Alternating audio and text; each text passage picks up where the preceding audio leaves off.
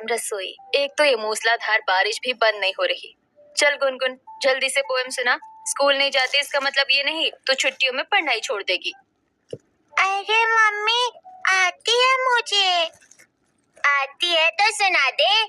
एक मोटा हाथी घूमने चला, मकड़ी के जाल में जाके वो फंसा।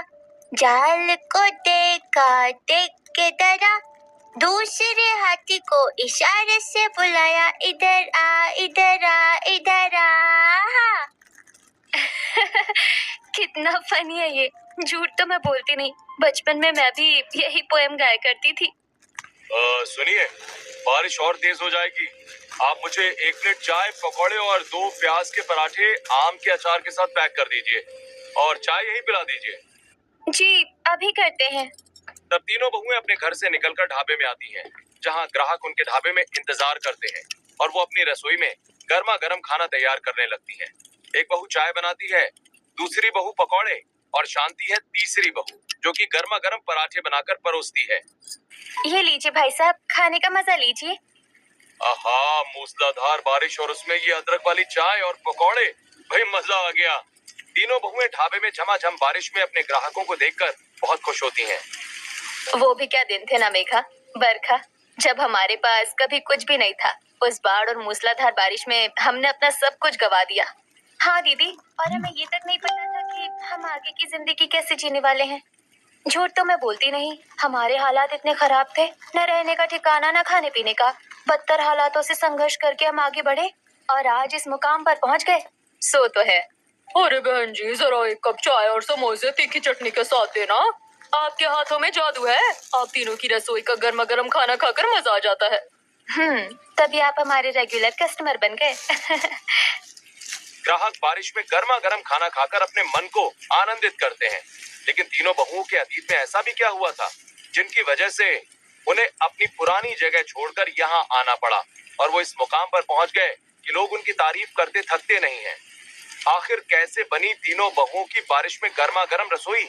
आइए जानने के लिए कहानी में कुछ समय पीछे चलते हैं, जहाँ एक कच्चे घर में अंजना, रमेश अपने 3 बहू बेटे और 2 पोता पोती के साथ रहते थे। एक दिन हल्की हल्की बारिश शुरू हो गई थी। तब रमेश, अरे बहू, ऐसा मौसम है तो कुछ अच्छा सा बना देती तो दिल खुश हो जाता।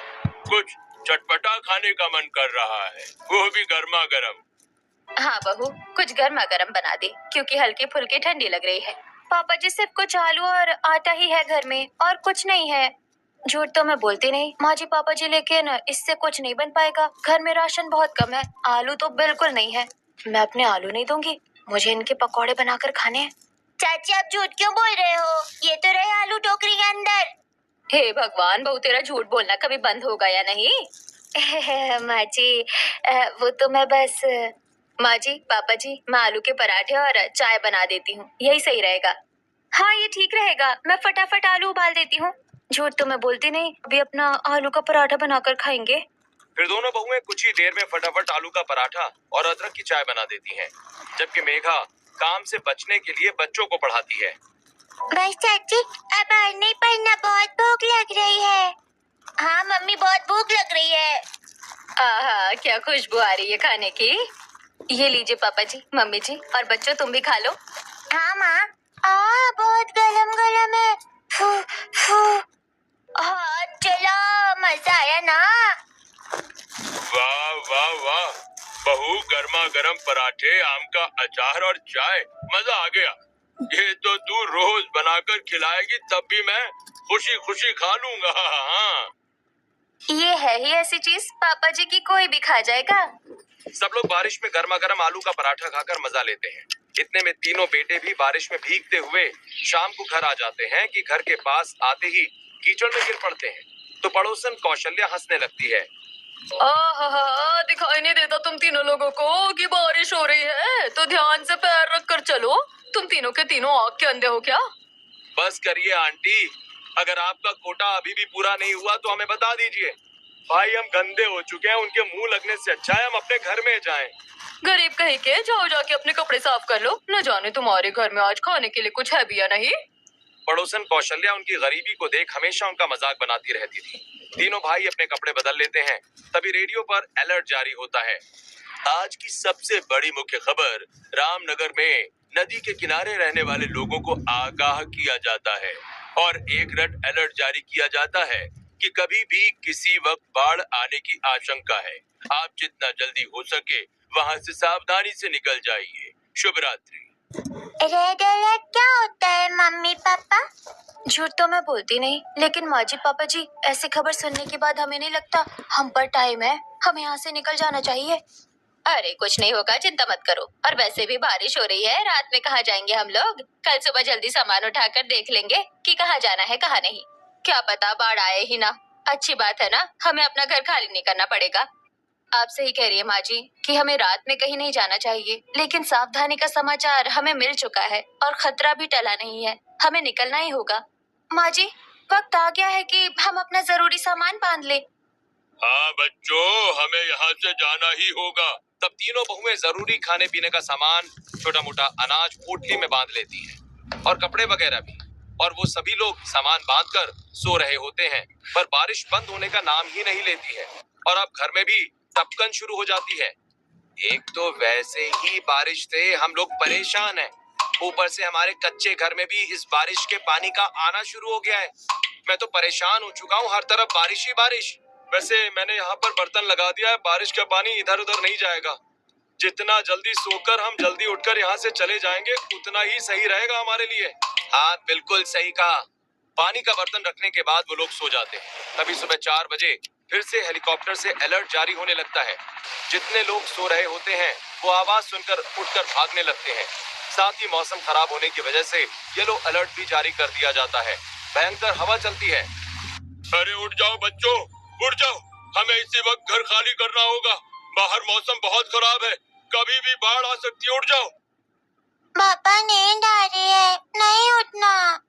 अरे सुनीता बहू, गुनगुन को गोद में ले ले। पंकज बेटा तू राजू को ले ले, हमें अभी इसी वक्त घर खाली करना होगा। अरे मेका बहू उठ जा बहू। झूठ तो मैं बोलती नहीं माँ जी, लेकिन अभी मुझे बहुत नींद आ रही है। देवरानी जी उठ जाओ, वरना मर जाओगी और हमें भी बाढ़ में लिए डूबोगी। ये तो वही वाली बात हो गई, हम तो डूबेंगे सनम, तुम्हें भी लिए डूबेंगे। कैसी बीवी से पाला पड़ा है। उठो मेघा, अरे उठो ना। वो सब लोग घर से बाहर निकलते हैं तो देखते हैं कि आसपास बाढ़ की वजह से गांव में पानी भर चुका है और उनके घर में भी पानी आ जाता है। तब वो जैसे तैसे उधर से निकलने की कोशिश करते हैं। रेस्क्यू टीम लोगों को नाव में बिठाकर सुरक्षित जगह पर छोड़ रही होती है। कुछ लोग डूब गए होते हैं। हे भगवान, जिसका डर था वही हुआ। जल्दी निकलो बच्चों, वरना बाढ़ का पानी और भरता जाएगा। इतने में बरखा का अपनी सास के साथ हाथ छूट जाता है और वो डूबने लगती है। बचा ले बहू, मुझे बचा ले। नीरज, पंकज। माँ जी, हम आपको कुछ नहीं होने देंगे। तभी रेस्क्यू टीम सुनीता और उसके हाथ में से बच्चों को लेती है और फिर तीनों बहू अपनी सास को बचाकर सुरक्षित जगह पर ले आती हैं। आधे से ज्यादा सामान उनका बाढ़ में बह चुका होता है। कुछ लोगों के घर उजड़ जाते हैं। रेस्क्यू टीम नाव लेकर उन्हें बचाने के लिए आती है, लोगों को बचाकर ले जाती है। सुबह तक रोशनी हो जाती है। गरीब परिवार जैसे तैसे बचकर जंगल के पेड़ के किनारे आ जाते हैं। सब बर्बाद हो गया, कुछ नहीं बचा। हमारा घर तो पूरे तरीके से बाढ़ में ढह गया, हमारा घर रहने लायक भी नहीं बचा। अब क्या होगा? अरे कहाँ जाएंगे, कैसे रहेंगे? छोटे छोटे बच्चे साथ में हैं। मेरे तो कुछ समझ नहीं आ रहा कि अब आगे क्या करना है। इतने में हेलीकॉप्टर से रेस्क्यू टीम उतरकर उन्हें कुछ दूध, ब्रेड, बिस्किट खाने पीने को देती है। आप लोग परेशानी में हैं क्या? आप लोगों को यहाँ से कहीं बाहर छोड़ना है तो आप हमारे साथ हेलीकॉप्टर में बैठ जाइए। नहीं, हम वापस अपने घर की ओर जाना चाहते हैं, इसीलिए नहीं जाना। वहाँ पर अभी हालात बिल्कुल भी ठीक नहीं है। अगर आपको आना है तो प्लीज बता दीजिए। नहीं सर, हमें नहीं जाना। झूठ तो मैं बोलती नहीं माँ जी, एक बार हेलीकॉप्टर में बैठकर उतर जाते हैं ना, इस बहाने घूम भी लूंगी। बहू, तुझे ऐसी स्थिति में भी मजाक सोचता है क्या? सॉरी माँ जी। तब वहाँ से रेस्क्यू टीम चली जाती है और बच्चे और सभी लोग वहाँ बैठकर खाना खा लेते हैं। तो जंगल के बड़े बड़े पत्तों को तोड़कर वो अपने सिर के ऊपर रखकर जंगल में चलते रहते हैं। मम्मी ठंड लग रही है और कब तक ऐसे चलना पड़ेगा? हाँ मम्मी, मैं थक गई हूँ। तू तो अपने पापा की गोद में, तुझे कैसे थकान हो रही है? राजू तो चल भी रहा है और अभी हमें बहुत देर तक चलना पड़ेगा, जब तक रहने का ठिकाना न मिल जाए। घर जाकर शर्म आ गई। उसका एक रूम मेरे 4 BHK से ज्यादा सुंदर था। ये कहानी है दो पड़ोसनों की, कमला और विमला। दोनों सेम गली में रहती थी। विमला का घर बड़ा था। मिल जाए। भाभी, ऐसी बारिश में हमें कहाँ ठिकाना मिलेगा? इतनी तेज बारिश हो रही है कि सामने का रास्ता भी साफ दिखाई नहीं पड़ रहा है। हाँ, इसीलिए जंगल में सावधानी से चलना, आगे कुछ भी हो सकता है, फिसलन भी। अरे आप सब लोग ध्यान से चलना। अरे राम! इतना कहते कहते संजय ही कीचड़ में फिसल जाता है और कीचड़ में लिपट जाता है। दोनों बच्चे हंसने लगते हैं। ये क्या चाचू, आपके तो कपड़ों पर चॉकलेट लग गई। चाचू, आप सबको बोल रहे थे और खुद ही फिसल गए। क्या करे बेटा, तुम्हारे चाचू है ही ऐसे। हाँ, तो वो मैं तुम सबको हंसाने के लिए कर रहा था। चलो चलो जल्दी चलो, बारिश तेज हो रही है। वो सभी लोग आगे चलने लगते हैं। तभी पेड़ की जड़ों को देख मेघा डराने लगती है। हम आज ही देखो दीदी, बचकर रहो, यहाँ पर सांप है। कहाँ है? यहाँ है। लटकती हुई झाड़ी मेघा अपनी जेठानी और सास की तरफ धकेल देती है। सांप समझकर तीनों डरकर पीछे हो जाती हैं। माँ जी, सांप सांप! अरे मोरी मैया, बचाओ! अरे माँ जी, ध्यान से देखिए, ये कोई सांप नहीं है, बरगद के पेड़ की लटकती झाड़ी है। कैसा लगा मेरा मजाक? मेघा, क्या है ये सब? इतनी बारिश में तुम्हें ये सूझ रहा है? कभी तो मजाक करने से बाहर निकलो। मैं तो ऐसी हालात में आप सबको थोड़ा खुश करने के लिए कह रही थी। दीदी, झूठ तो मैं बोलती नहीं। ये मेघा बहू भी ना अलग प्रजाति की है, जो अपने घर में आ गई। पंकज बेटा, तू कैसे झेलता है इसे? मत पूछिए पिताश्री। बातें हो गई हो तो आगे चले, बारिश अभी भी बंद नहीं हुई है। हाँ, चलो चलो। सब जंगल में चलने लगते हैं। इतने में बारिश में एक सांप रेंगता हुआ मेघा के आगे आ जाता है। माँ जी, सांप सांप! अरे यार मेघा, बस करो, कितना ड्रामा करती हो। किसी को इसकी बात सुनने की जरूरत नहीं है। माँ जी, झूठ तो मैं बोलती नहीं, सच में सांप है, और इस बार असली का सांप है। अरे माँ जी, आप इसकी मत सुनना, ये बहुत टाइम खोटी कराती है। वो सब बिना आगे देखे बढ़ रहे थे। इतने में सांप फन फैलाता हुआ उनके सामने आ जाता है। ये देखकर सबकी रूह कांप जाती है और एक दूसरे को लोग पकड़ लेते हैं। अरे मम्मी, पापा, सुनीता, बच्चों, ये तो सच में सांप है। हाँ बेटा, ये तो सच में सांप है। ये मेघा इतना झूठ बोलती है कि असली का सांप आ गया और पता भी नहीं चला।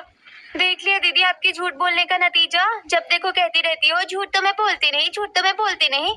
हाँ माँ जी, इस सांप को हटाने के लिए हमें बिन बजानी पड़ेगी, गाना गाना पड़ेगा। मैं कोशिश करके देखता हूँ। गाते मेरा तन डोले, मेरा मन डोले, मेरे दिल का गया करार। क्या आदमी है यार, ऐसी सिचुएशन में भी भैया गाना गा रहे हैं सांप के लिए, वो भी। कैसे बचाऊं बसुरिया, हे नाग देवता, चले जाओ, हमें अकेला छोड़ दो। टाऊ टाऊ टाऊ टाऊ, नागिन गिन गिन गिन गिन गिन। देख भैया, मम्मी नागिन डांस कर रही है, लगता है नागमणि लेकर ही मानेंगी। इतने में सांप चला जाता है। ये सांप चला गया। देखा, मेरा बीन डांस देखकर सांप भी शर्मा गई और चला गया। झूठ तो मैं बोलती नहीं दीदी, सांप को मैंने भगाया है, वो मेरा गाना सुनकर चला गया। अरे बस करो तुम दोनों, बारिश में और कितनी देर तक भीगते रहोगे? अब जल्दी चलो, सारा टाइम यही नहीं बर्बाद करना।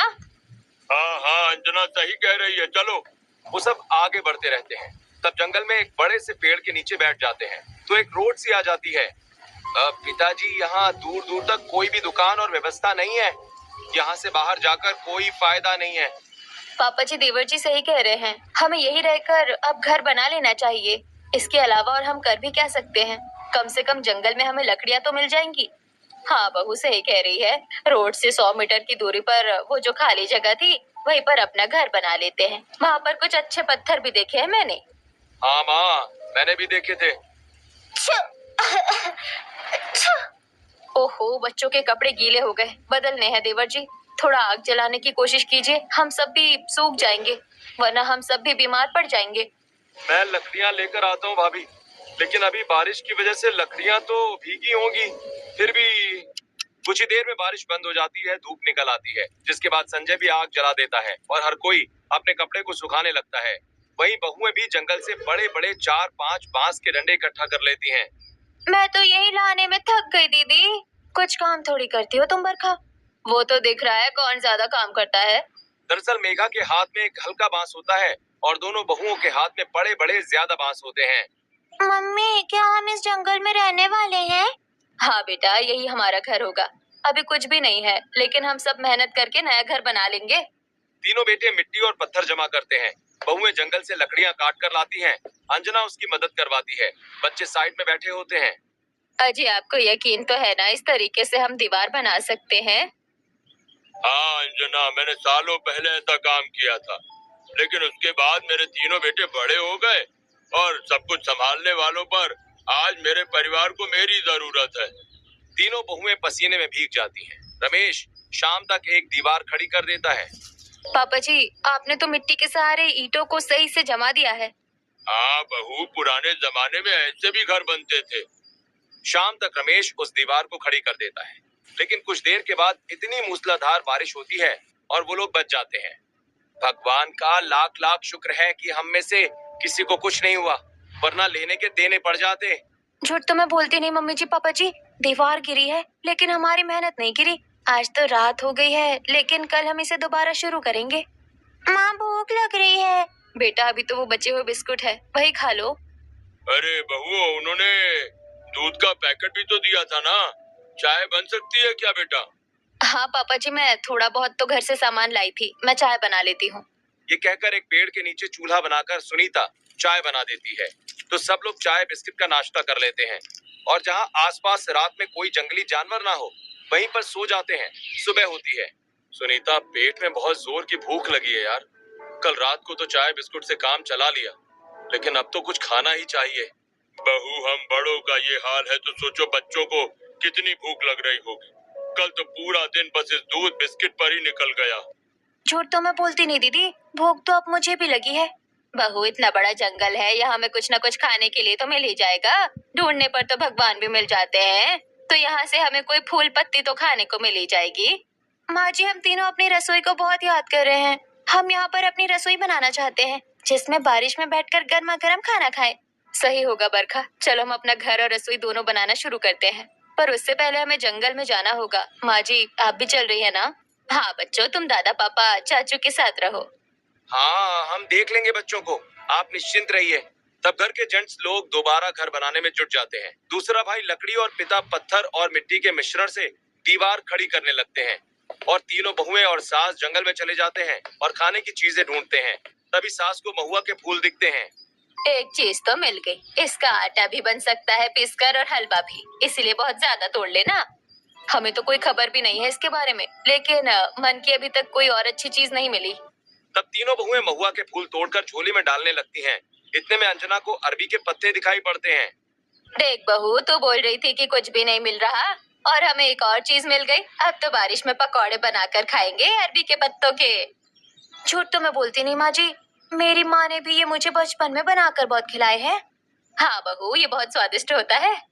सास बहू अरबी के पत्तों को तोड़ लेती हैं और आगे चलने लगती हैं। तभी उन्हें एक दो हरी सब्जियां और जामुन भी मिल जाते हैं, जिन्हें वो अपने साड़ी के पल्लू में घर ले आती हैं। और तब तक आधा घर भी बन चुका होता है। इतने में एक बेटा बाहर चला जाता है और गांव में दोस्त रघुराम से मदद मांगता है। रघुराम, मुझे इस वक्त तेरी बहुत जरूरत है यार। तुझे तो पता है कि बाढ़ की वजह से हमारा घर बर्बाद हो चुका है और हमें ये जगह छोड़नी पड़ी। क्या मुझे तू थोड़ा उधार दे सकता है? मैं तेरे पैसे वापस लौटा दूंगा। भाई नहीं, मेरे पास कोई पैसा नहीं है।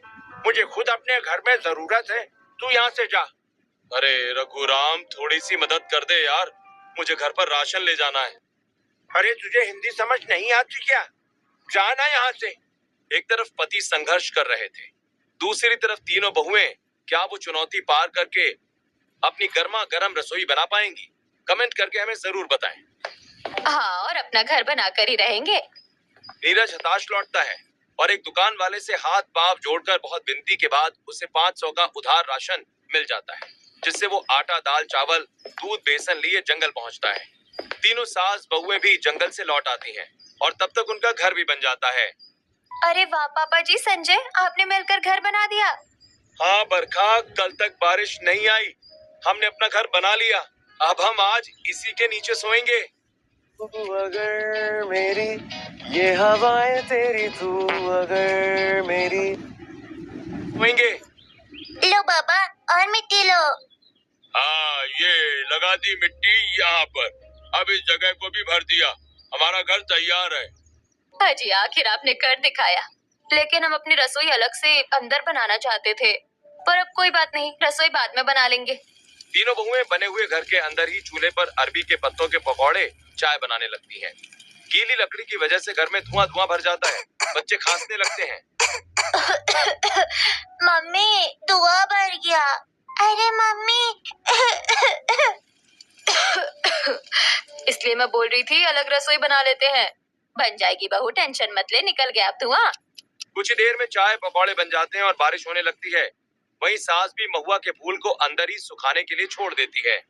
अरे वाह, ऐसे मूसलाधार बारिश में चाय पकौड़े खाने का अलग ही मजा है। झूठ तो मैं बोलती नहीं भाई साहब, लेकिन हमारी रसोई की गर्मा गर्म चीज खाने में जो मजा है वो ठंडी चीजों में नहीं है। हाँ, सही पकड़े हैं। मुझे तुम तीनों पर बहुत गर्व है। भैया 2 दिन निकल गए, हमें अब अपने काम पर भी लौटना है। हाँ पता है, वैसे आज टाइम है, आज ही चलते हैं। आधे दिन की मजदूरी तो मिल ही जाएगी, लेकिन जाएंगे कैसे बारिश में? हाँ मेरे भाई, बारिश में ही जाना पड़ेगा। नाश्ता करने के बाद तीनों भाई निकल जाते हैं और अपनी फैक्ट्री में पहुंच जाते हैं, जहां पहले से ही ताला लगा था और बोर्ड पर लिखा था, बारिश के दौरान सारा काम ठप हो गया है, कोई भी मजदूर यहाँ ना आए और संपर्क करे।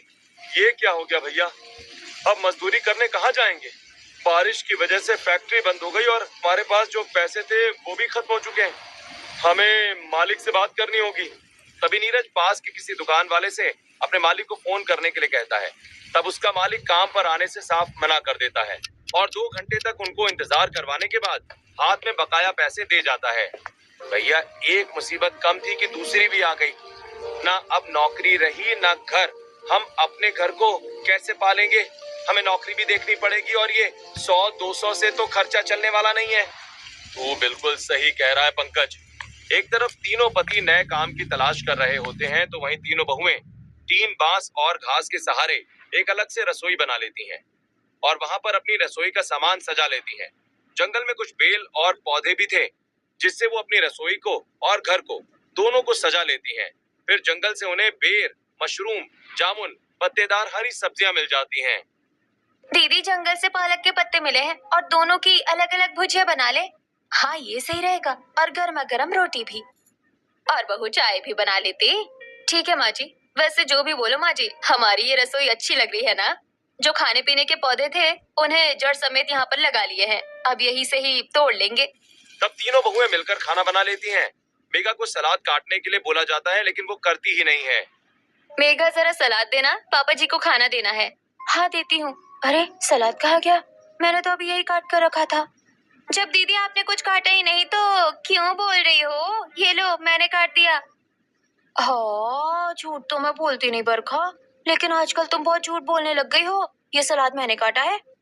बस करो मेघा, और कितनी नौटंकी करोगी? कुछ देर के बाद वो अपनी झोपड़ी में बैठकर बारिश की तेज बूंद के साथ खाना खाते हैं। वाह मम्मी, इतनी ठंड लग रही है, बारिश में गर्मा गर्म खाना खाकर मजा आ गया। मुझे भी बहू। हरी सब्जियों की भुजिया गर्मा गर्म रोटी के साथ बड़ी अच्छी लगती है। हाँ पापा जी, ये बात तो है। दीदी, बारिश हो रही है, झूठे बर्तन बाहर ही धोकर आ जाओ बारिश के पानी में, और अब इस काम से मत बचाना, क्योंकि फिर आपका वही डायलॉग होगा, झूठ तो मैं बोलती नहीं, मैंने बर्तन साफ कर लिए। बहू तू भी ना। सब लोग हंसने लगते हैं। मेघा बारिश में ही जूठे बर्तन धो रही होती है। इतने में एक बंदर आकर उसका बाल खींचने लगता है। हाँ, बंदर! शो शो शो, दीदी बचाओ, दीदी बचाओ, अंदर आ गया है ये। तब सुनीता डंडा लाकर बंदर को भगाने की कोशिश करती है। इतने में वो बंदर दोबारा से मेघा के बाल खींचकर चला जाता है। माँ जी, बंदर ने मार दिया। झूठ तो मैं बोलती नहीं माँ जी, मेरे इतने खूबसूरत बालों को उस बंदर ने खींचकर तोड़ दिया, दर्द हो रहा है सर में। ये सब तेरे साथ भी क्यों होता है? अच्छा हुआ वो बंदर सिर्फ तेरे बाल खींच कर गया है। अगर काट लेता तो हॉस्पिटल भी पास में नहीं है। जितने कुत्ते वाले इंजेक्शन लगते हैं उतने बंदर वाले भी लगते तुझे। बिल्कुल सही कहा माँ जी ने। काम ना मिलने पर तीनों पति वापस हताश होकर घर आ जाते हैं। अगले दिन वो फिर से मेहनत करते हैं तो हलवाई की दुकान पर ग्राहकों को देखने सफाई करने का काम मिल जाता है। ऐसे ही दिन गुजरते हैं। मूसलाधार बारिश कम नहीं होती। तीनों बहुएं भी अपनी छोटी सी सुंदर रसोई में कभी आलू के पराठे बनाती हैं तो कभी महुआ के फूलों का हलवा, जो खाने में बहुत अच्छा लगता है। इसी तरह तीनों बहुएं गर्मा गर्म खाना अपनी रसोई में बनाती हैं और परिवार वालों को खुश करती हैं। पर इसी बीच उन्हें बहुत संघर्ष का सामना भी करना पड़ता है। पानी पीने के लिए दूर नदी पर जाना पड़ता है तो कभी बारिश के पानी को ही साफ करके पीना पड़ता है। और अब अपनी रसोई के बाहर ही छोटी मोटी सब्जियां उगाकर ये लोग खाना बनाती हैं तो कभी बारिश का पानी घर में आ जाता है और उन्हें निकालने लगती हैं। दीदी यहाँ रहते रहते हमें 1.5 महीना हो गया, लेकिन एक चीज बिल्कुल नहीं बदली, ये मूसलाधार बारिश। ये जरूर हमें परेशान कर रही है। और देखो घर में भी पानी आ गया। वही तो, अब रसोई से भी धुआं नहीं निकलता। अभी आई मैं। मेघा घर से निकलकर बाहर की रसोई में जाती है जहाँ थोड़ा सा ओखला बनाकर पाइप जैसा बांस लगा देती है। दीदी आपने ये क्या किया? इससे पानी नहीं आएगा अंदर। अरे मैंने चिमनी जैसा जुगाड़ कर दिया है, अब धुआं अंदर नहीं रहेगा। झूठ तो मैं भी नहीं बोलती। कभी कभी मेरी बहू के दिमाग के घोड़े दौड़ने लगते हैं। तब दोनों सास बहू मिलकर मेघा का मजाक उड़ा रहे होते हैं। ऐसे ही हंसी खुशी वो अपना जीवन काट रहे होते हैं। तभी एक मजदूर वहाँ से लकड़ियाँ लेकर गुजर रहा होता है। अरे यहाँ से धुआं कैसा आ रहा है? बहुत भूख लग रही है। बहन जी, यहाँ पर कुछ खाने को मिलेगा क्या? माफ कीजिएगा, ये कोई ढाबा नहीं है, हम तो यहाँ रहते हैं। मुझे लगा कोई ढाबा है। बहुत देर से भूख लगी थी और बारिश भी हो रही है। कहाँ जाऊँ? कोई यहाँ से 3 किलोमीटर बाद ही खाने की जगह मिलेगी। कोई बात नहीं भैया, आप हमारी गर्मा गर्म रसोई के आलू के पराठे और अचार खा लीजिए। हमने आज यही बनाया है। कितने पैसे हुए? देखिए, मना मत कीजिए, आखिर आपके भी तो पैसे लगे होंगे इस अन्न में। जो आपकी इच्छा आप दे देना। फिर वो मजदूर बहू की रसोई में बैठकर गर्मा गर्म आलू के पराठे खाकर और गर्म चाय पीकर तारीफ करता है। अरे वाह, आपकी रसोई के गर्मा गर्म पराठे खाकर और चाय पीकर तो मजा आ गया। मेरी सारी ठंड छूट गई। एक बात कहूँ बहन जी, ऐसे सुनसान जगह पर इतना बढ़िया बढ़िया मूसलाधार बारिश में आप तीनों की रसोई का गर्मा गर्म खाना मिल जाएगा ना, तो बहुत लोग खाने लगेंगे। रसोई चल जाएगी आपकी। ये सुनते ही तीनों बहुओं की आंखों में चमक आ जाती है। पीछे खड़े सास ससुर सब सुन लेते हैं और तीनों बहुओं को आशीर्वाद देते हैं। मजदूर पैसे देकर चला जाता है और जब तीनों बेटे घर आ जाते हैं तो पत्नियों की बात सुन ढाबा बनाने की कोशिश करते हैं, जो कि लकड़ी के बेंच, कुर्सी, 3 चूल्हे तैयार कर दिए जाते हैं और उस जगह को और सुंदर दिखने के लिए फूल पत्ती और बेलों का इस्तेमाल किया जाता है। अगले दिन तेज बारिश में एक बड़ा सा ट्रक वहां आकर फंस जाता है और ड्राइवर को बहुत भूख लगी होती है। तभी तीनों बहुओं की रसोई से उठता हुआ धुआं देखकर वो वहां पहुंच जाता है। बहन, सुबह से कुछ खाया नहीं है मैंने। जो भी गर्मा गर्म मिल जाए प्लीज खिला दो। आप हमारी गर्मा गर्म रसोई में क्या खाना पसंद करेंगे? गर्मा गर्म कड़ी चावल, चाय, अरबी के पकौड़े, प्याज के पकौड़े, आलू के पकौड़े या समोसा कचौड़ी, आलू के पराठे, आलू भुजिया, चावल दाल फ्राई। बहन, कड़ी चावल और गर्मा गर्म आलू के पराठे और प्याज के पकौड़े ला दो। तब एक बहू तवे पर गर्मा गर्म आलू का पराठा बनाकर दूसरी बहू पकौड़े तलती है और तीसरी बहू कड़ी चावल परोस कर देती है। देखा अंजना, हमारी बहू ने इतनी मुश्किलों में भी कभी हार नहीं मानी और इतनी तेज मूसलाधार बारिश में भी खाना बनाया और अपनी रसोई को जमा कर रखा। सच में ये तो है। अंकल अंकल, ये लो, आप पानी पी लो। शुक्रिया बेटा, शुक्रिया बहन जी, बहुत भूख लगी थी। आपके हाथ का गर्मा गर्म खाना खाकर तो मजा आ गया। इतने में एक और ग्राहक आ जाता है। कुछ ही देर में तीनों बहुएं गर्म पराठे, सफेद मक्खन, हरी चटनी और अदरक वाली चाय परोसती हैं। वाह, इतना स्वाद बड़े बड़े होटल में भी नहीं मिलता। सुनिए, मेरे लिए और सफेद मक्खन वाले 2 पराठे और चाय ले आइए। झूठ तो मैं बोलती नहीं, लेकिन हमारी रसोई के गर्मा गर्म खाना सबको बहुत पसंद आता है। ये लीजिए आपका ऑर्डर। ऐसे ही तेज बारिश में तीनों बहुओं की रसोई में खुशबू से ग्राहक खींचे चले आते हैं और गर्मा गर्म खाने की डिमांड बढ़ जाती है। वहीं ड्राइवर अगले दिन भी अपने साथियों को लेकर आता है, जिससे तीनों बहुओं की आमदनी बढ़ जाती है। इतने में सारी जगह भर जाती है और तीनों बहुएं अकेले रसोई नहीं संभाल पाती, तो उनके पति भी आ जाते हैं। तीनों बहुएं खाना बनाती हैं और पति परोसने लगते हैं और उनके गर्मा गर्म रसोई के ढाबे को 3 महीने बीत जाते हैं।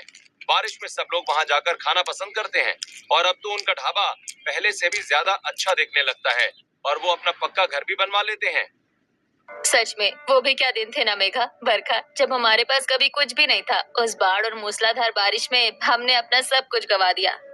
हाँ दीदी, और इस बारिश की वजह से हमें अपना सब कुछ वापस मिल गया। झूठ तो मैं बोलती नहीं माँ जी, हमारा घर ईंट और सीमेंट से नहीं, तीनों बहुओं की मेहनत से पक्का हुआ है। इस घर को बनाने में मैंने बहुत मेहनत करी है। बस कर, अब तो झूठ बोलना बंद कर, तो कभी नहीं सुधर सकती। इस तरह ये लोग अपनी गर्मा गर्म रसोई के ढाबे को और ऊंचाइयों पर ले जाते हैं। दोस्तों, अगर ऐसी परेशानी आपके सामने आती तो आप तीनों बहुओं की तरह मेहनत करके आगे बढ़ते या गांव छोड़कर चले जाते? कमेंट करके हमें जरूर बताएं।